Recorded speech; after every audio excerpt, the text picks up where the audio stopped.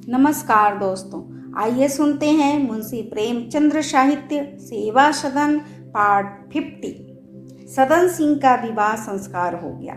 झोपड़ा खूब सजाया गया था। वही मंडप का काम दे रहा था, लेकिन कोई भीड़ भाड़ न थी। पदम सिंह उसी दिन घर चले गए और मदन सिंह ने सब समाचार कहा। वह यह सुनते ही आग हो गए। बोले, मैं उस छोकरे का सिर काट लूंगा। वह अपने को समझता क्या है? भाभी ने कहा, मैं आज ही जाती हूँ, उसे समझाकर अपने साथ लिवा लाऊंगी। अभी नादान लड़का है, उस कुटनी की बातों में आ गया है। मेरा कहना वह कभी न टालेगा।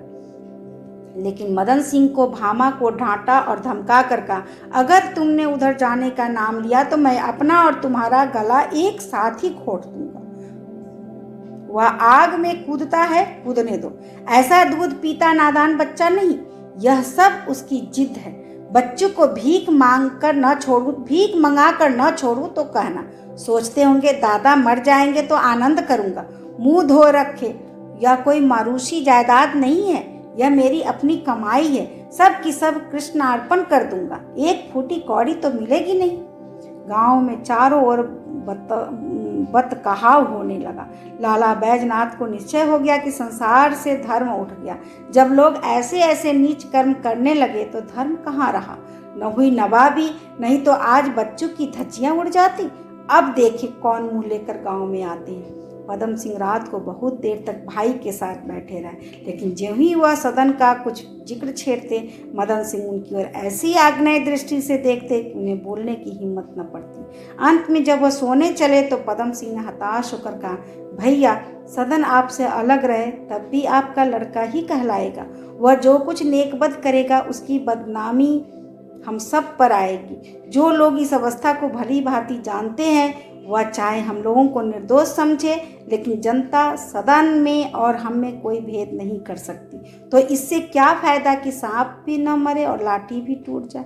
एक और दो बुराइयां हैं, बदनामी भी होती है और लड़का भी हाथ से जाता है। दूसरी ओर एक ही बुराई है, बदनामी होगी लेकिन लड़का अपने हाथ में रहेगा। इसलिए मुझे तो यही उचित जान पड़ता है कि लोग सदन को समझाएं, और यदि वह किसी तरह न माने तो।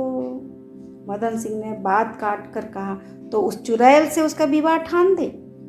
क्यों, यही न कहना चाहते हो? यह मुझसे न होगा। एक बार नहीं, 1000 बार नहीं। यह कहकर वह चुप हो गए। एक क्षण के बाद पदम सिंह को लांछित करके बोले, आश्चर्य यह है कि यह सब कुछ तुम्हारे सामने हुआ और तुम्हें जरा भी खबर न हुई। उसने नाव ली, झोपड़ा बनाया, दोनों चुड़ैलों से साठगांठ की और तुम आंखें बंद किए बैठे रहे। मैंने तो उसे तुम्हारे ही भरोसे भेजा था। यह क्या जानता था कि तुम कान में तेल डाले बैठे रहते हो। अगर तुमने जरा भी चतुराई से काम लिया होता तो यह नौबत आती। तुमने इन बातों की सूचना तक मुझे न दी, नहीं तो मैं स्वयं जाकर उसे किसी उपाय से बचा लाता। अब सब सारी गोटियां पिट गई, सारा खेल बिगड़ गया, तो चले हो वहां से मुझसे सलाह लेने। मैं साफ साफ कहता हूँ कि तुम्हारी आनाकानी से मुझे तुम्हारे ऊपर भी संदेह होता है। तुमने जानबूझकर उसे आग में गिरने दिया। मैंने तुम्हारे साथ बहुत बुराइयां की थी, तुमने उनका बदला लिया। खैर, कल प्रातःकाल एक दान पत्र लिख दो। 3 पाई जो मौरूसी जमीन है उसे छोड़कर मैं अपनी सब जायदाद कृष्णार्पण करता हूँ। यही ना लिख सके तो वहाँ से लिख कर भेज देना, मैं दस्तखत कर दूंगा और उसकी रजिस्ट्री हो जाएगी।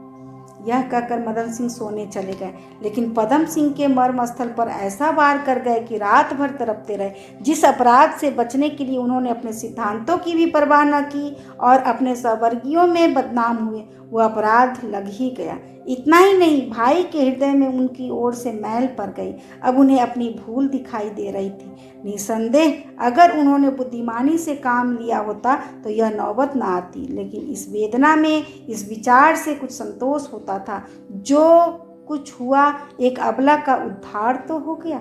प्रातःकाल जब वह घर से चलने लगे तो भामा रोती हुई आई और बोली, भैया, इनका हट तो देख रहे हो, लड़के की जान ही लेने पर उतारू है, लेकिन तुम जरा सोच समझ कर काम करना।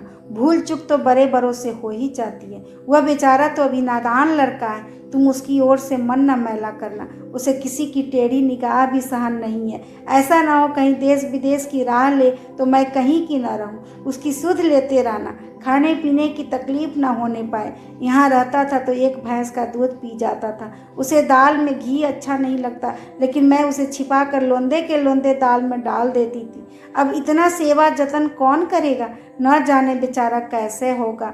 यहाँ घर पर कोई खाने वाला नहीं, वहाँ इन चीज़ों के लिए तरसता होगा। क्यों भैया, क्या अपने हाथ से नाव चलाता है? पदम, नहीं, 2 मलाह रख लिए हैं बाबा, तब भी दिन भर दौड़ धूप करनी ही पड़ती होगी। मजबूर बिना देखे भाले थोड़े ही काम करता है। मेरा तो यहाँ कुछ बस नहीं है। उसे तुम्हें सौंपती हूँ। उसे अनाथ समझकर खोज खबर लेते रहना।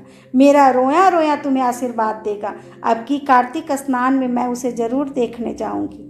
कह देना तुम्हारी अम्मा तुम्हें याद करती थी, बहुत रोती थी। यह सुनकर उसे ढांढस हो जाएगा। उसका जी बड़ा कच्चा है, मुझे याद करके रोज रोता होगा। वह थोड़े से रुपये है, लेते जाओ, उसके पास भिजवा देना। पदम सिंह, इसकी क्या ज़रूरत, मैं तो वहाँ हूँ ही। मेरे देखते उसे किसी बात की तकलीफ न होने पाएगी। भामा, नहीं भैया, लेते जाओ। क्या हुआ, इस हांडी में थोड़ा सा घी है, यह भी भिजवा देना। बाजारू घी घर के घी को कहाँ पाता है, न वह सुगंध न वह स्वाद। उसे अमावट की चटनी बहुत अच्छी लगती है, मैं थोड़ी सी अमावट भी रखे देती हूँ। मीठे मीठे आम चुन कर रस निकाला था, समझा कर कह देना बेटा कोई चिंता मत करो। जब तक तुम्हारी माँ जीती है तुमको कोई कष्ट ना होने पाएगा।